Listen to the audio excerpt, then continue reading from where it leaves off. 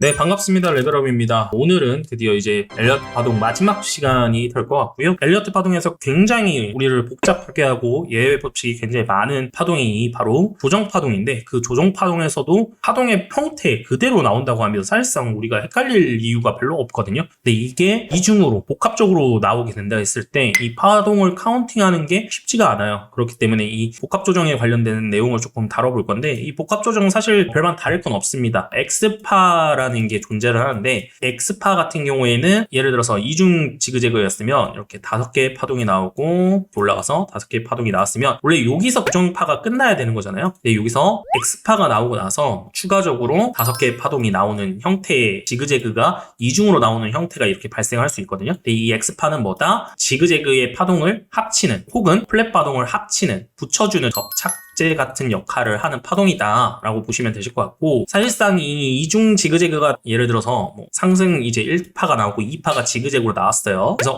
완성이 됐다 라고 생각을 했을 때 여기서 이제 매수를 해서 이렇게 올라가는 형태를 지켜볼 수는 있겠지만, 여기서 X파가 만들어지고 이게 늘어질 가능성도 있거든요. 이거를 조금 구분할 수 있는 방법은 사실상 그렇게 크진 않지만, 첫 번째 같은 경우에는 시간이라는 개념을 조금 생각을 하셔야 됩니다. 저번에도 말씀드렸다시피 상승에 대한 시간보다 이 조정에 대한 시간이 원래 기본적으로 한 3대7 정도로 조정 기간이 훨씬 더 길어야 되거든요. 근데 그 긴 기간을 다 채우지 못하고, 뭐 예를 들어서 여기가 3으로 올라왔다면 지금 이 조정이 나오는 시간이 1이라고 가정을 합시다. 그러면 못해도 3, 2를 더 채워줘야 되는데 시간이 너무 짧게 지금 진행이 됐잖아요. 그렇기 때문에 이 조정은 추가적으로 이어질 가능성이 굉장히 높겠구나, 그러면 이중 지그재그의 형태로 만들어질 수 있겠구나를 우리는 머릿속에 염두를 해야 됩니다. 뭐 예를 들어서 여기 1파가 나오고 나서 지그재그 파동이 다 완성이 됐어요. 여기서 X파동이 나오는데 이 고점을 넘어간다라고 했을 때는 이런 자리에서는 우리가 쫓아가도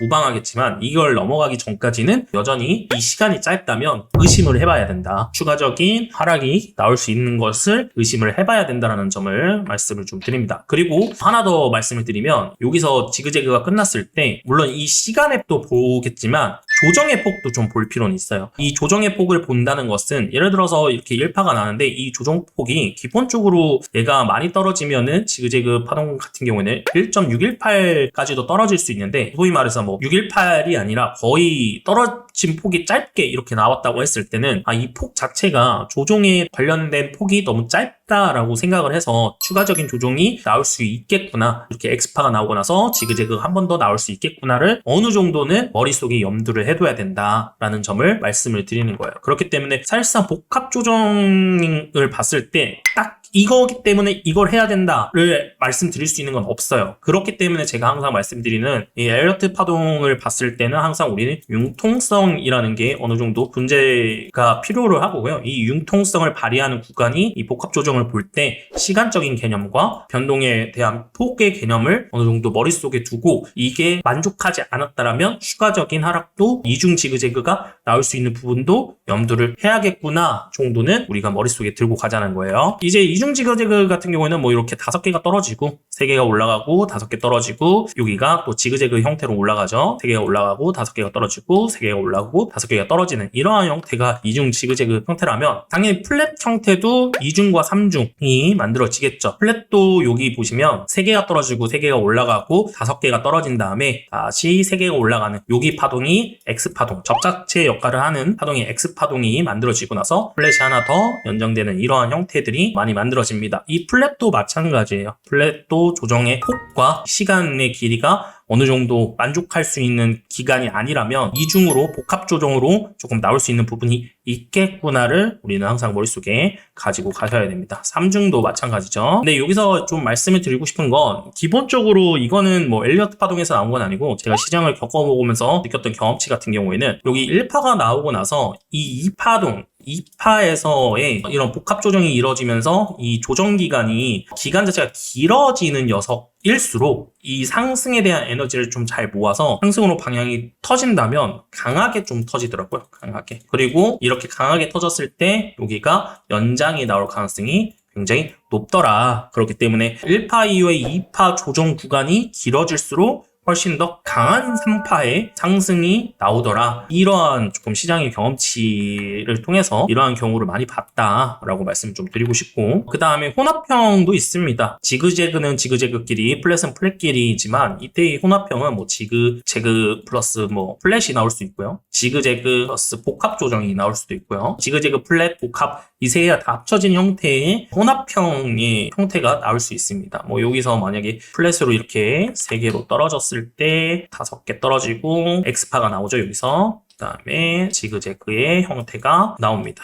하나, 둘, 셋, 넷, 다섯 이런 식으로의 복합 조정, 혼합형도 발생할 수가 있다. 그렇기 때문에 아까도 말씀드렸다시피 이 조정 파동을 쫓아가는 게 사실 쉽지는 않거든요. 카운팅 하는 데 있어서 이게 정확하게 딱딱딱딱딱 보이는 파동이 아니기 때문에 굉장히 헷갈립니다. 굉장히 헷갈리기 때문에 우리가 이거를 셌을 때 기본적으로 혼합형 같은 경우에는 만약에 복합 조정이 나오던 지그재그가 나오던 여기 보시면 하나, 둘, 셋, 넷, 다, 일곱 개의 파동으로 되고 여기까지 연장이 되면 11개의 파동으로 구성이 되어 있거든요. 그렇기 때문에 전체적으로 봤을 때 우리가 이 조정 구간에서 사실 매수할 건 아니기 때문에 파악하는 데가 굉장히 좀 중요하다라고 말씀을 드리고, 뭐 여기서도 플랫 X파가 나오고 지그재그 그다음에 X파가 나오고 여기서 복합 조정 하나 둘 세 개죠. 하나 둘 세 개 이런 식으로 나올 수가 있습니다. 이렇게 조금 복합 조정까지 좀 봤는데 사실상 조정 파동에서 이제 여러분들께 말씀드리는 거 항상 융통성을 가지셔야 된다. 그리고 시간적인 개념을 좀 보셔야 된다. 그리고 폭을 좀 보실 필요가 있다라는 말씀을 좀 많이 드렸는데 이게 명확하지 않기 때문에 조금 애매한 부분들이 있거든요. 더군다나 요즘 뭐 비트코인이나 주식 같은 경우에는 이 변동성을 쫓아가기가 쉽지 않기 때문에 여러분들이 항상 좀 이런 걸 좀 눈여겨봐야 되고, 여기서 또 혼합형에 관련된 내용은 아니지만 엘리어트 파동을 이제 카운팅을 하실 때 엘리어트 파동을 완성했을 때의 시간적인 개념, 예를 들어서 지금 주식시장은 5일이고 그 다음에 비트코인 시장은 7일 연속으로 이루어지고 있는 형태잖아요. 근데 이 엘리어트가 만들었을 때 이 시간적인 개념은 4라는 이 시간적인 개념을 조금 많이 염두를 했거든요. 그렇기 때문에 이거에 대입해서 본다고 했을 때 조금 삐그덕거릴 수 있는 부분들이 좀 있습니다. 그렇기 때문에 4시간 프레임에서 엘리어트 파동을 보신다고 하면 조금 더 적합하게 보실 수 있을 것 같고요. 이어서 조금 설명을 드리면 이 엘리어트 파동을 전체적으로 총괄해서 이제 이거를 우리가 매매에 조금 적용을 시켜야 되잖아요. 근데 이제